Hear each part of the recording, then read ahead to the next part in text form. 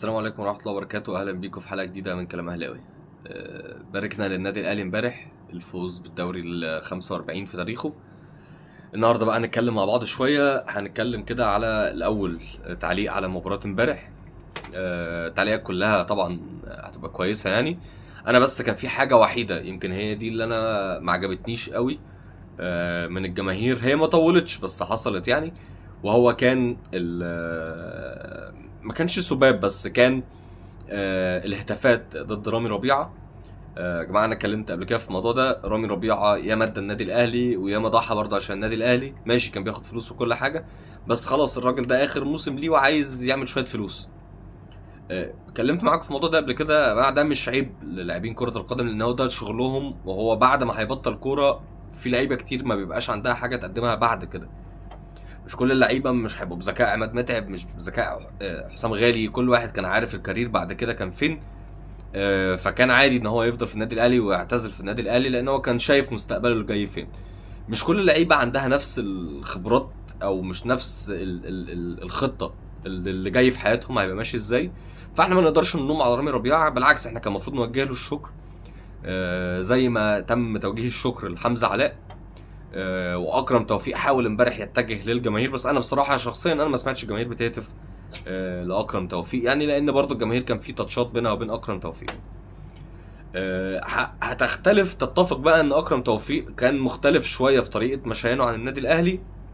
تمام، تقول برضه رامي اصله كان مخبي وكان ماضي وبيسامه والقصص دي كلها، ماشي. بس في نفس الوقت انا شايف ان يعني ما كانش ينفع، ما كانش ليها لازمه يعني. امبارح كان احتفال كبير، كان شايف ان الاحسن ان احنا نتم يعني يتم توجيه الشكر لرامي ربيعه على السنين الكتير اللي قدمها للنادي الاهلي. تاني حاجة حابب اتكلم عليها وهو شكر خاص امبارح للشباب الجميل اللي كان ماسك مدرج النادي الاهلي امبارح التالتة شمال. حركوا المدرج كويس، نظموا الهتافات كانت مختلفة على حسب سريان الماتش يعني. فبشكرهم تاني. انا ما اعرفش طبعا يا جماعة عشان بس ما حدش يقول لي انت هاجمت قبل كده لو ما كانوا اهلي فاميلي، انا ما اعرفش دول تبع ايه، بس انا اللي انا فاهمه ان خلاص ما بقاش فيه اي روابط، بقت القصه كلها جماهير النادي الاهلي. وده اللي كان واضح امبارح على الاقل ليا انا يعني، ان الناس كلها كانت بتشجع، ما فيش لمه معينه او ما فيش جروب معين هو اللي لامم الليله. وطبعا ما اعرفش الشباب اللي قادت المدرج قادته بناء على ايه، بس كانوا شباب يعني كويسين جدا ومحترمين جدا، وبشكرهم جدا على الملحمه اللي حصلت امبارح يعني في استاد القاهره. آه، طبعا شكرا علي معلول. امبارح كلنا شفنا طبعا لحظات مؤثره وعلي معلول عمال يودع جماهير النادي الاهلي. سواء بقى علي معلول اصلا هيلعب كاس العالم للانديه ولا خلاص مش هيلعبه، كده كده يعني احنا فاهمين ان علي معلول خلاص الموسم القادم مش مع النادي الاهلي. حاجه برضه حابب اعلق عليها، امبارح برضه شكرت لعيبه النادي الاهلي لان هم قدموا بصراحه ملحمه كرويه وقدموا مباراه على اعلى مستوى. اكتر حاجه عجبتني امبارح هي السلكان بصراحه. يعني كلنا شفنا السلكان اللي كان موجود في هدف امام عاشور. الروح اللي موجوده دلوقتي في الفريق دي حاجه مهمه جدا. وكنت شفت بوستات على الكلام ده ان هو تريقه على ناس من الاعلام الزملكاوي اللي طلع قال هيبقى في مشاكل في غرفه ملابس النادي الاهلي بسبب بقى الصفقات والفلوس ومش عارف ايه والكلام ده. وامبارح بنشوف فريق كله مع بعضه متماسك، الناس بتحب بعضها، بيحتفلوا كلهم مع بعض. كله مقدر علي معلول. امبارح شفنا لقطات كتير قوي حلوه حلوه، وكنا مفتقدين نشوف لقطات زي دي كتير قوي، بقالنا فتره نفسنا نشوف اللقطات الحلوه دي. بالنسبه للناس الكتير اللي اكيد بتتساءل دلوقتي، طب وقصه ازمه مباراه القمه والمحكمه الرديه الدوليه والقصص دي ايه الكلام ده؟ احنا استلمنا الدرع وخلاص، ده احنا ابطال الدوري رسميا. احنا ابطال الدوري رسميا، ده ما فيهوش نقاش يعني.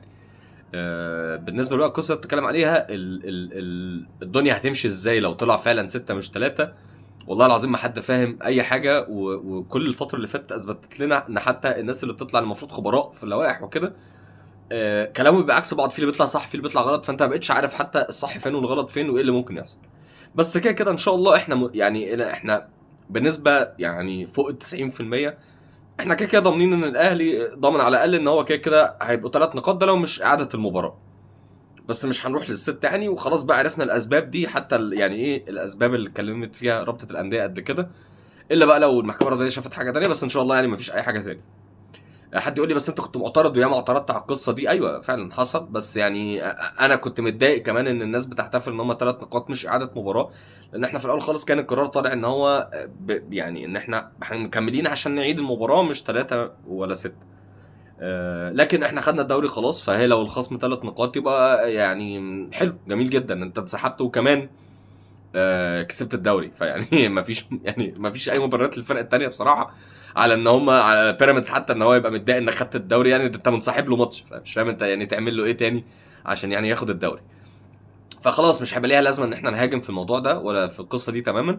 احنا خلاص خدنا الدوري، واحنا كجماهير في الاخر ده اللي احنا عايزينه. احنا كنا متضايقين من قصه الانسحاب عشان خايفين على الدوري.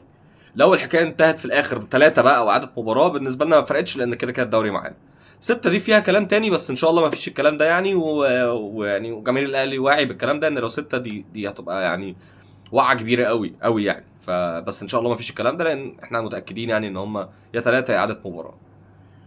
في نفس الوقت انا كده كده يعني نفسي ان المباراه تتعاد بصراحه، مع ان ده هيخليني انا اطلع اعتذر مجلس الاداره ان انا ما كنتش فاهم وهم كانوا اسياد الحق وانا اللي مش فاهم حاجه يعني. بس انا اتمنى ده، واتمنى نلاقي يعني نلتقي الزمالك في المباراه لما تتعاد، ويعني نلعب ماتش حلو كده زي الماتش اللي شفناه امبارح. يعني تبقى بصراحه حاجه حلوه جدا بصراحه، يعني هديه كده للجماهير. نيجي بقى للي مخلي اصلا موضوع ازمه القمه دلوقتي مضحك جدا، وهو امبارح كلنا شفنا فرحه لعيبه بيراميدز وبكاء مدربهم يوريتيتش امبارح بالفوز بالدوري، واحتفالهم الكبير ان هم ابطال الدوري اهم. انا بصراحه مش فاهم ازاي فريق يعمل حاجه زي كده. اتبلغ ان بطل الدوري مش هيتم تجميده، او مش هيتم تجميد بطل الدوري، او مش هيستلم الدرع لحد ما يتم البت في الشكوى المقدمه من بيراميدز. فالمفروض الفريق يتعامل ان خلاص اللي هيكسب يعني اللي هيتوج بكره امبارح سوري توج خلاص. لما نشوف بقى القصه نبقى ساعتها نرجع لكم لو في حاجه. لكن طبعا المشهد اللي حصل امبارح ده مشهد عبثي من بيراميدز، انا مش فاهم. لان بعد كده بقى شفنا النهارده، انا شفت قناه الزمالك طالعين يتكلموا عن المشهد ده ويقولوا اصل اللي غلطان لازم يتحاسب، وازاي يعني الاهلي وبيراميدز يحتفلوا بالدوري مع بعض، كل واحد بيحتفل في ملعب ومش عارف ايه. حضرتك اصلا بتجيبي سيره النادي الاهلي ليه يا فندم؟ النادي الاهلي امبارح رسميا بطل الدوري، بيراميدز اللي مش رسميا بطل الدوري. ولا انتوا ما تقدروش تقولوا لبيراميدز ايه اللي انتوا بتعملوه، اللي انتوا بتعملوه غلط، فيلا بقى نحط اصل مين المسؤول؟ مين اللي مسؤول؟ مش فاهم. هي رابطه الانديه امبارح قالت لبيراميدز هتحتفل، الاهلي امبارح قال لبيراميدز احتفلوا. مين اللي قال لبيراميدز امبارح انت بطل الدوري احتفل؟ ما بيراميدز من نفسه احتفل. وبعدين حضرتك اللي بتتكلمي على القصه دي، انتوا نسيتوا الميداليات من المكتبه والكاس الصغير اللي جه من المكتبه. فبتتكلموا احنا على مين؟ احنا بنحتفل طول عمرنا بحاجات حقيقيه. سبحان الله بيراميدز بقى بياخد منكم حاجات كتير قوي، فابقوا ادوهم بقى نصايح في الحته دي عشان انتوا اقدم فيها يعني. نيجي بقى لاسطوره الزمالك كابتن شيكابالا، نزل تصريح النهارده حلو قوي، ده نقلا عن صفحه بصراحه. تمام، مش انا يعني صاحب الخبر، عشان لو طلع غلط انا ما تاكدتش منه، بس ده نقلا عن جريده بصراحه وشفتها من كذا جريده يعني. كل الناس بتساعد الاهلي، وهنزل لكم الكلام اللي قاله يعني. كل الناس بتساعد الاهلي وده مش طبيعي. انتوا عايزين الكوره ولا فريق واحد بس اللي يكسب؟ لو فريق واحد بس اللي يكسب نقفل نادي الزمالك خلاص ونلعب خماسي ونتبسط. كابتن شيكابالا يعني حضرتك على عيني وعلى راسي والله، بس هو حضرتك كنت بتنافس على ايه السنه دي؟ انا مش فاهم. مين اللي عايز نادي واحد يكسب وهو حضرتك اصلا طرف؟ طب حتى المتضرر اللي هو بيراميدز من القصه دي كلها يقول اللي يقوله. انت حضرتك بقى سواء الاهلي اتخصم منه اصلا الماتش تعاد ما تعادش، انا مش فاهم انت فارق معاك في ايه. انت رايح كونفدراليه بتاعتك الحلوه الجميله زي كل سنه وبعيد عن بطل الدوري، فانا مش فاهم انت متضايق من ايه. روح نافس بيراميدز في كاس مصر، شوف يمكن تعرف تكسبهم. يا اخي يا اخي ده كل الناس كانت شايفه ان السنه دي هم عايزين بيراميدز هو اللي يكسب كل حاجه. طالع انت تقول على مين اصلا ان مين اللي عايز الاهلي يكسب كل حاجه السنه دي، ومين والزمالك يقفل؟ انت بتقفل عشان انت ما بتنافسش فعلا، مش عشان حد بيساعد الاهلي عليك. انت بره الصوره يا باشا. لما ترجع نفسك في الصوره بقول كلام زي ده، لان انت بره الصوره من زمان، فانا مش فاهم انت بتتكلم على ايه. وبالمناسبه الناس اللي بتتكلم لسه على بيراميدز ان هم منافسين الاهلي دلوقتي وخدوا بقى مكان الزمالك ولا خدوا مكان الاهلي، بيراميدز مين اللي خد مكان اهلي ولا زمالك حتى؟ يعني انا اصلا مش فاهم مين بيراميدز. مع بيراميدز خد ايه في حياته؟ كاس مصر الوحيد، ولا كاس مصر لا الاهلي ولا الزمالك كانوا بيلعبوا فيه. فبيراميدز خد ايه لحد النهارده؟ مرشح ياخد بطوله افريقيا، وانا تمنيت ان هو فريق مصري ياخد بطوله افريقيا، انا ما اكرهلوش. لكن هو بالنسبه لي مش منافس في اي حاجه. انا 45 دوري ومش عارف كام كاس وكام افريقيا، فانت بتقارني بمين اصلا؟ ده انا ما كنتش بقارن بالزمالك اللي هو يعتبر التاني بعدي في القاره، فجاي تقارني ببيراميدز؟ يا ابني بيراميدز في اخر الطريق خالص. تقارني بكل كبار القاره الاول بما فيهم انت كزمالك، وبعدين ابقى او يعني كنت كزمالك، لان انت دلوقتي ما بتنافسش على اي حاجه، وما شاء الله انت مبسوط بده يعني. فانا مش فاهم انت اصلا بتجيب سيرتي انا ليه. فعموما يا جماعه خلاص بقى ايه يعني، هنقول لهم ايه يعني؟ كفايه اللي هم فيه. بس كده، شكرا جدا ليكم، والسلام عليكم ورحمه الله وبركاته.